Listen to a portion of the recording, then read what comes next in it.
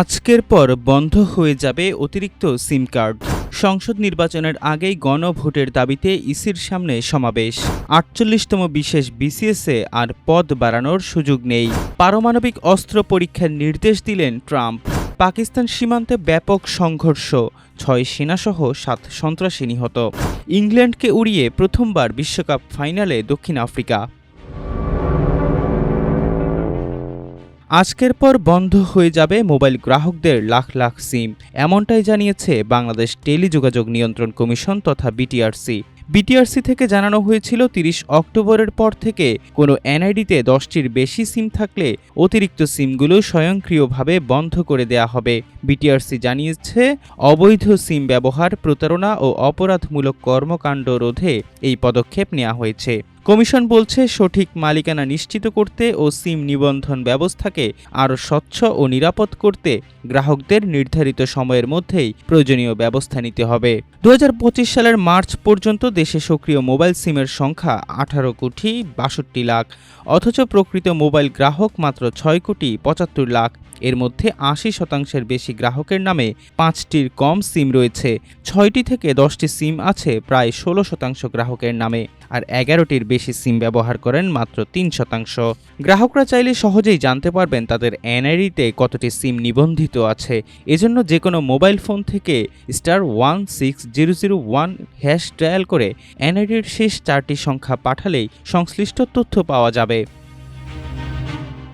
জুলাই সনদের আইনি ভিত্তি প্রতিষ্ঠা ও জাতীয় নির্বাচনের আগেই নভেম্বরে গণভোট আয়োজনের দাবিতে নির্বাচন কমিশনের সামনে বিক্ষোভ করেছে ইসলামী আন্দোলন বাংলাদেশ ও জাতীয় গণতান্ত্রিক পার্টি জাগপা। বৃহস্পতিবার সকালে রাজধানীর আগারগাঁওয়ে নির্বাচন ভবনের সামনে এবং মেট্রো রেল স্টেশনের কাছে সমাবেশ করে দল দুটি। গণভোটের দাবিতে বাংলাদেশ জামায়াতে ইসলামী সহ 8টি রাজনৈতিক দলের নির্বাচন কমিশনে স্মারকলিপি দেওয়ার কর্মসূচির অংশ হিসেবে এই বিক্ষোভ অনুষ্ঠিত হয়। সমাবেশে নেতারা বলেন, জুলাই জাতীয় সনদ বাস্তবায়ন করে নভেম্বরে গণভোট আয়োজন করতে হবে। এজন্য নির্বাচন কমিশনকে প্রয়োজনীয় ব্যবস্থা নিতে হবে এবং সংসদ নির্বাচনে সকলের জন্য সমান সুযোগ নিশ্চিত করতে হবে।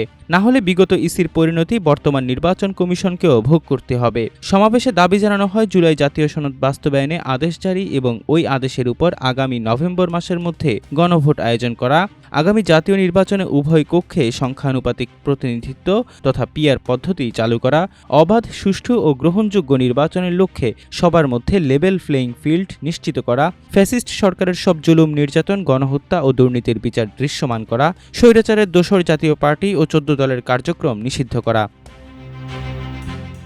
পদ বাড়িয়ে নিয়োগের দাবিতে চিকিৎসকেরা আন্দোলন করলেও ৪৮তম বিশেষ বিসিএসে পদ আর বাড়ানোর সুযোগ নেই বলে সরকারের পক্ষ থেকে জানানো হয়েছে। সরকারের পক্ষ থেকে জানানো হয়, চিকিৎসক সংকটের বিষয়টি বিবেচনায় রেখে ৪৮তম বিশেষ বিসিএসে ৩০০৬ জন সহকারী সার্জন এবং ২৮০ জন সহকারী ডেন্টাল সার্জন সহ মোট ৩,২৮৬ জন চিকিৎসক সুপারিশপ্রাপ্ত হয়েছেন। ইতিমধ্যে তাদের স্বাস্থ্য পরীক্ষা সম্পন্ন হয়েছে। পুলিশ ভেরিফিকেশন শেষে শিগগিরই প্রজ্ঞাপন জারি করে তাদের নিয়োগ দেওয়া হবে। সরকারের পক্ষ থেকে আরও বলা হয়, বিসিএস স্বাস্থ্য ক্যাডারে বর্তমানে সহকারী সার্জনের শূন্যপদ ৪,৮৩৭টি এবং সহকারী ডেন্টাল সার্জনের শূন্যপদ ১৫০টি। বর্তমানে চলমান বিসিএসগুলোতে ৪,৫২৩ জন চিকিৎসক নিয়োগ প্রক্রিয়াধীন।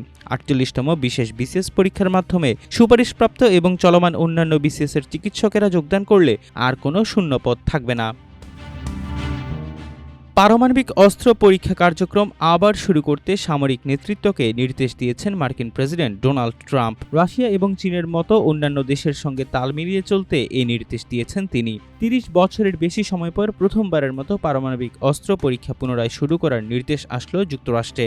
দক্ষিণ কোরিয়া চীনের প্রেসিডেন্ট শি জিনপিং এর সঙ্গে সাক্ষাতের ঠিক আগে সামাজিক মাধ্যমে ট্রাম্প জানান, অন্যান্য দেশগুলো পারমাণবিক কর্মসূচি পরীক্ষা করছে, তাই তিনি যুদ্ধ বিভাগকে সমান তালে মার্কিন পারমাণবিক অস্ত্র পরীক্ষা শুরু করার নির্দেশ দিয়েছেন। ট্রাম্প বলেন, অন্য যে কোনো দেশের তুলনায় মার্কিন যুক্তরাষ্ট্রের পারমাণবিক অস্ত্রের সংখ্যা বেশি। রাশিয়া দ্বিতীয় এবং চীন অনেক পিছিয়ে থেকে তৃতীয়। ১৯৯২ সাল থেকে যুক্তরাষ্ট্র আর কোনো পারমাণবিক অস্ত্র পরীক্ষা করেনি। ট্রাম্প রাশিয়ার বিরুদ্ধে পারমাণবিক শক্তিচালিত ক্ষেপণাস্ত্র পরীক্ষার নিন্দা করার কয়েকদিন পরই এই নির্দেশ আসলো। বুধবার রাতে ট্রাম্পের পোস্টে পারমাণবিক অস্ত্রের অত্যন্ত ধ্বংসাত্মক শক্তির কথা স্বীকার করে বলা হয়, চীনের পারমাণবিক কর্মসূচি 5 বছরের মধ্যে যুক্তরাষ্ট্রের সমান হবে।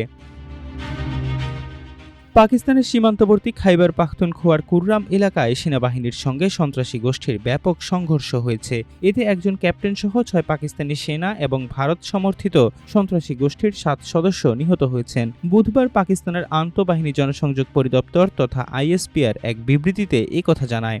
আইএসপিআর জানায়, কুররাম জেলায় সুনির্দিষ্ট গোয়েন্দা তথ্যের ভিত্তিতে অভিযান চালানো হয়। বিবৃতিতে বলা হয়, ভারতীয় প্রক্সি গ্রুপ ফিতনা আল খোয়াইরেজির সন্ত্রাসীদের উপস্থিতির খবর পাওয়ার পর নিরাপত্তা বাহিনী কুররাম জেলার ডোগার এলাকায় এই অভিযান পরিচালনা করে। এতে আরও বলা হয়, সেনাদের হামলায় 7 সন্ত্রাসী নিহত হয়েছে। এছাড়া ক্যাপ্টেন নোমান সেলিম সহ 6 সেনাও নিহত হয়েছেন। বিবৃতিতে আরও বলা হয়েছে, এলাকায় লুকিয়ে থাকা অন্য কোনো ভারত সমর্থিত খোয়াইরেজিদের নির্মূল করতে অপারেশন চালানো হচ্ছে। নিরাপত্তা বাহিনী এবং আইন প্রয়োগকারী সংস্থাগুলো আজমি ইস্তেহকাম ভিশনের অধীনে বিদেশি মদতপুষ্ট সন্ত্রাসবাদ নির্মূলের এই অভিযান পূর্ণ গতিতে চালিয়ে যাবে। 2017 ও 2022 নারী ওয়ানডে বিশ্বকাপ এতদিন এক স্বপ্নভঙ্গের মঞ্চ হয়েছিল দক্ষিণ আফ্রিকার জন্য। এর আগে 3 বার সেমিফাইনালে খেলেছে দক্ষিণ আফ্রিকার মেয়েরা, তবে ফাইনাল খেলতে কেমন লাগে সেই স্বাদ কখনো পায়নি তারা। অবশেষে দক্ষিণ আফ্রিকার মেয়েদের দীর্ঘ অপেক্ষার পালা শেষ হলো।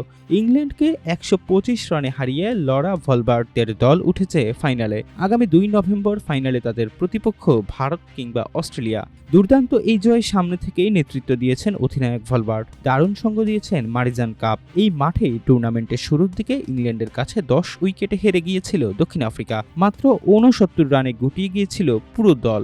এবার সেই ব্যর্থতার ছাই থেকে ফিনিক্স পাখির মতো ফিরে এসেছে দক্ষিণ আফ্রিকা, উড়িয়ে দিয়েছে 4 বারের চ্যাম্পিয়ন ইংল্যান্ডকে। এ নিয়ে টানা 3টি আইসিসি ফাইনাল খেলবে দক্ষিণ আফ্রিকার মেয়েরা। 2023 ও 2024-এর টি-20 বিশ্বকাপের পর এবার ওয়ানডে ফাইনাল। সেই 2 ফাইনালে শিরোপা হাতছাড়া হয়েছিল। এবার সুযোগ ইতিহাস বদলের, প্রথম কোনো আইসিসি ট্রফি জয়ের।